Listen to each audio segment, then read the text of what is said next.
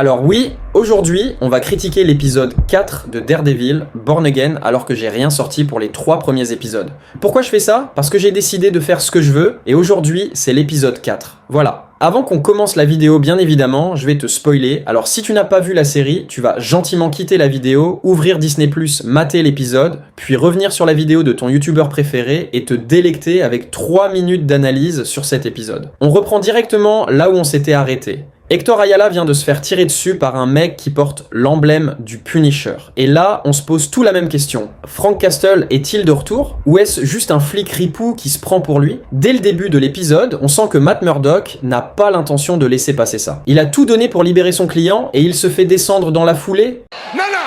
On est dans Daredevil, pas dans New York Police judiciaire, donc Matt va mener sa propre enquête. Pendant ce temps, Wilson Fisk continue tranquillement son petit mandat de maire de New York. Enfin, tranquillement, c'est vite dit, parce que clairement, on commence à voir les premières fissures dans son règne. Il joue les grands hommes politiques respectables, il se balade en ville comme si tout allait bien, mais derrière, il y a une fuite dans son entourage, et c'est la première fois de la série qu'on le voit vraiment tendu. Et ça, c'est intéressant, parce qu'on sent que Fisk n'est pas juste le caïd ultra maîtrisé qu'il était avant. Là, il est dans une nouvelle dynamique, il a un rôle public, et ça le rend vulnérable. Pendant que Fisk fait du damage control, Matt, lui, prend un autre client. Et là, énorme affaire judiciaire, un mec en tôle pour avoir volé du popcorn. Voilà, ambiance. Franchement, j'adore ce genre de petits détails absurdes dans la série, ça casse un peu le côté ultra sombre, et ça rappelle que dans la vraie vie, la justice, c'est aussi des affaires complètement débiles. Mais revenons aux choses sérieuses. L'un des moments les plus tendus de l'épisode, c'est la confrontation entre Matt et l'agent Powell. Matt sait que ce sont les flics qui ont tué Hector. Et quand il parle à Powell, c'est à peine s'il cache son mépris. On sent toute la rage contenue. Il ne veut pas juste la vérité, il veut justice. Et on sait que dans Daredevil, la justice ne passe pas toujours par les tribunaux. Et là, est la scène de l'épisode, le face-à-face entre Matt Murdock et Frank Castle. Mais quelle scène incroyable, vraiment. Depuis le début de la série, on sent que Matt est perdu. La mort de Foggy le ronge. Il essaie de rester droit, de continuer à croire en la justice, mais il doute. Et Frank, lui, il le sait. Il le voit, et il enfonce le couteau dans la plaie. Tu joues les avocats, mais au fond, t'es comme moi. Boum, la phrase qui tue.